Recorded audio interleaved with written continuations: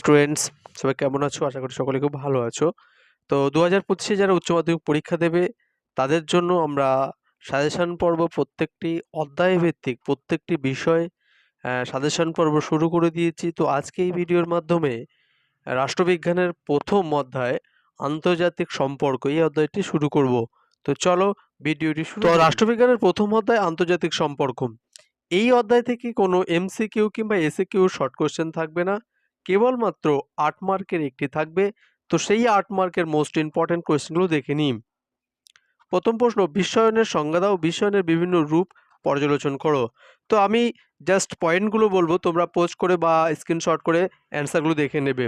প্রথম পয়েন্ট হচ্ছে বিশ্বায়নের সংজ্ঞা। বিশ্বায়ন শব্দটি ইংরাজি প্রতিশব্দ হলো গ্লোবালাইজেশন। পরিবর্তিত আন্তর্জাতিক পরিস্থিতিতে বিশ্বের সমস্ত দেশের মধ্যে পারস্পরিক নির্ভরশীলতা ও সমন্বয় বা খোলামেলা পরিবেশকে বিশ্বায়ন বলে। এরপর বিশ্বায়নের বিভিন্ন রূপ। প্রথম পয়েন্ট হচ্ছে অর্থনৈতিক বিশ্বায়ন, দেন রাজনৈতিক বিশ্বায়ন,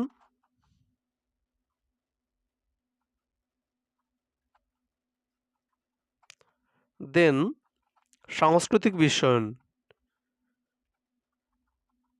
পরবর্তী প্রশ্ন, আন্তর্জাতিক সম্পর্কের সংজ্ঞা লেখো, আন্তর্জাতিক সম্পর্কের বিকাশ ধারা বা ক্রমবিকাশ আলোচনা করো। আন্তর্জাতিক সম্পর্কের বিতর্কিত বিষয় বলে কোনো সুনির্দিষ্ট সংজ্ঞা প্রদান করা সম্ভব নয়। আন্তর্জাতিক সম্পর্কের ক্ষেত্রে নিম্নোক্ত সংজ্ঞাগুলি উল্লেখ করা যেতে পারে। প্রথমত, অধ্যাপক হল্টের মতে আন্তর্জাতিক সম্পর্ক বলতে দুই বা ততোধিক রাষ্ট্রের মধ্যে গড়ে ওঠা সম্পর্কের পারস্পরিক ক্রিয়া, প্রতিক্রিয়া বা পর্যালোচনকে বোঝায়। দ্বিতীয় পয়েন্ট আছে, অর্থাৎ দ্বিতীয় হার্টম্যানের মতে সংজ্ঞা যেমন আছে তোমরা দেখে মুখস্থ করবে। তৃতীয় আছে অধ্যাপক নিকোলাস, চতুর্থ আছে স্ট্যানলি হফম্যানের সংজ্ঞাটি যেমন আছে তোমরা মুখস্থ করবে।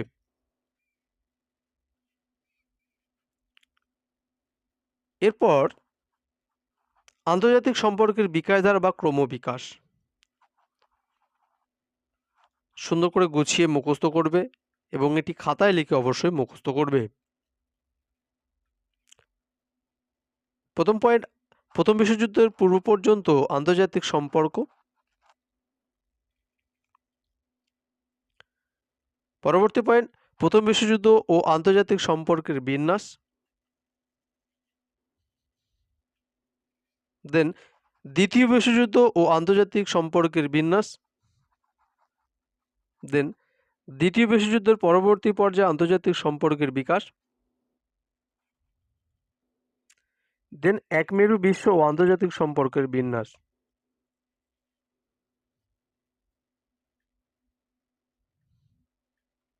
দেন 21 শতক ও আন্তর্জাতিক সম্পর্কের বিন্যাস। পরবর্তী প্রশ্ন, বিশ্বায়নের সংজ্ঞা দাও, বিশ্বায়নের প্রকৃতি ও ফলাফল আলোচনা করো। তো বিশ্বায়নের সংজ্ঞা, বিশ্বায়ন শব্দটির ইংরেজি প্রতিশব্দ হলো গ্লোবালাইজেশন। পরিবর্তিত আন্তর্জাতিক পরিস্থিতিতে বিশ্বের সমস্ত দেশের মধ্যে পারস্পরিক নির্ভরশীলতা, সমন্বয় এবং খোলামেলা পরিবেশকে বিশ্বায়ন বলে। এবার অর্থনীতিবিদ দীপক নায়ার এর মতে বিশ্বায়ন কি সেটাও তোমরা এখন দেখে নিচ্ছ। এর আর্থিক দিক কেমন আছে সেটাও দেখে নিচ্ছ। রাজনৈতিক দিক, সাংস্কৃতিক দিক, অর্থনৈতিক। এবার ফলাফল, অর্থনৈতিক ক্ষেত্রে, রাজনৈতিক ক্ষেত্রে, সাংস্কৃতিক ক্ষেত্রে। পরবর্তী প্রশ্ন, ক্ষমতা কাকে বলে, ক্ষমতার উপাদানগুলি পর্যালোচনা করো বা আলোচনা করো। অথবা প্রশ্নটি এভাবে বলতে, জাতীয় শক্তি কাকে বলে, জাতীয় শক্তির 4টি মুখ্য উপাদান বিশ্লেষণ করো। তো ক্ষমতা কাকে বলে, নিজের স্বার্থ ও সরকারের নীতি অনুযায়ী অন্য রাষ্ট্রের নীতি নির্ধারণ করার ক্ষমতাকেই শক্তি বা ক্ষমতা বলা হয়। জোসেফ ফ্র্যাঙ্কেলের মতে অন্যের মন ও কাজকে নিয়ন্ত্রণ করে ফলাফল লাভের সামর্থ্যকেই ক্ষমতা বলে। পামার ও পারকিন্সের মতে আন্তর্জাতিক রাজনীতিতে কোনো রাষ্ট্রের কার্যকারিতাকেই ক্ষমতা বলে। এটা গেল সংজ্ঞা। দেন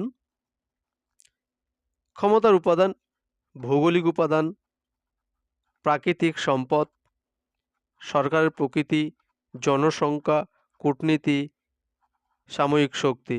তো এই গেল রাষ্ট্রবিজ্ঞানের প্রথম অধ্যায়ে মোস্ট 8 মার্কের কোয়েশ্চেন। তো thank you this video watching.